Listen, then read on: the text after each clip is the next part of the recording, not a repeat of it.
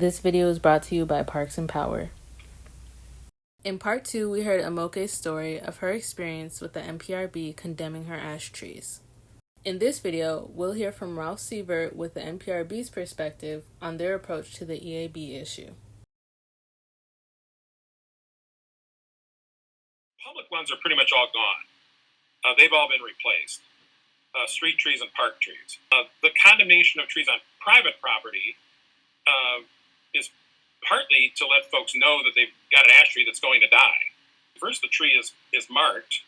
So like an ash tree is marked with a green ring of paint around the trunk, so that indicates that it's got emerald ash borer. And then there's a door hanger that's placed at the house. Letters are sent to the property owner that explains the tree's been condemned and what the options are in terms of removal. The letter does not address treatment at all. The letter only addresses the options for removal. Sometimes we don't hear anything from folks, so then the next step is there's we call it an on-tree condemnation notice. So there's a notice that's actually put on the tree,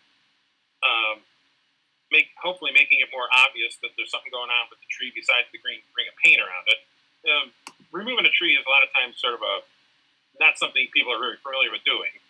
So a lot of times people just tell us, yeah, go ahead and do it, use your contractor, and then we let them know what the prices will be before the tree's removed. We're changing it this year so that all the trees end up getting a special bid.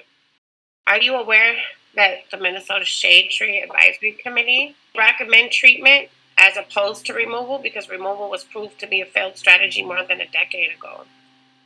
Oh, yeah. Mm-hmm.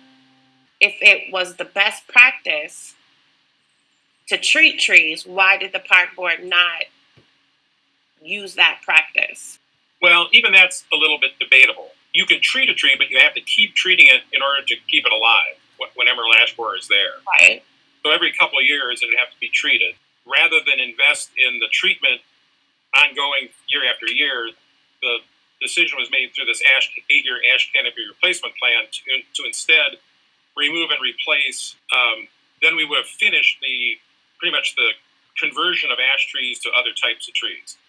But it all came down to, a lot of it came down to the politics at the time, where both the park board and the city both looked, in terms of elected officials, both looked at pesticide treatments as not being an environmentally wise way to proceed, because there was a lot of concern about its effect on pollinators. Because ash trees are wind pollinated, which means that the insects don't actually transmit the pollen, but there's always the chance that a pollinator could be affected by the pollen of an ash tree. I'm wondering why you didn't take into account this tree advisory, who was specifically, more informed about trees. Oh, it's purely the politics of it. The resolution that was put in place had a political basis to it. It wasn't based on science. Minneapolis City Ordinance PB 10-23 states that after finding conditions that indicate an emerald ash borer infestation, samples have to be taken, and no action to remove infested trees or wood shall be taken until positive diagnosis of the disease has been made. The park board must then notify the resident of the positive diagnosis. Can you explain your tree sampling and notice procedures? The tree sampling pretty much evolved into our working closely with the Department of Ag on knowing what to look for. And we would have little trainings with the folks from the Department of Agriculture that are closely involved with emerald ash borer. It became real obvious what it was to look for. It's correct, we don't actually take a sample and send it every time because it would just be very cost prohibitive, and also it's very evident what it is that shows the signs. So when we notify... Every time, you don't do it every time. How many times do you do it? Oh, we don't do it for ash trees. We do it for oak wilt. So there's a city ordinance that's in effect that says this is what should be done. So are you saying that you didn't follow the ordinance? We don't, only because it's not necessary to do that. Just the obvious characteristics of emerald ash borer make it not necessary to do a sample every time. You said it was just decided that it wasn't necessary to take these samples anymore. Who decided that? I guess you could say I did. It was kind of an evolution of just how the whole process was working. You didn't make that decision with anyone else? No. There's a thing called the exponential death curve. We could never get them all condemned, for one thing, if we had to test everyone. And plus, it's so obvious what the symptoms are that it wasn't necessary. You said that infested trees will die, but the Department of Agriculture, the University of Minnesota, and the Department of Natural Resources websites indicate that ash trees with 50% of their canopy remaining can be saved. Did you know this? Oh, yeah. Mm-hmm. Why are there so many trees with at least 50% of their canopy intact being removed? Because in order to save them, they'd have to be treated. And if somebody wants to treat it, they can. People are perfectly welcome to treat the trees. There's nothing we can do to stop or prevent that or anything. How do they know that's an option? Well, I mean, you'd have to do a little research about having an ash tree, doing some investigation about the tree in their yard. A lot of this is hitting elders and people accessibility issues with technology. Not everyone is able to access this information. So not everyone speaks the same language. From all the smart Black women that I know who have been impacted by this, they were unaware of their options. You all went into a community mostly low income, people of color, and you wanted to put that responsibility on them to find out that there was a less expensive option? Well, it's debatable on whether you would consider that to be the less expensive option, because it is something you'd be having to do every 2 years.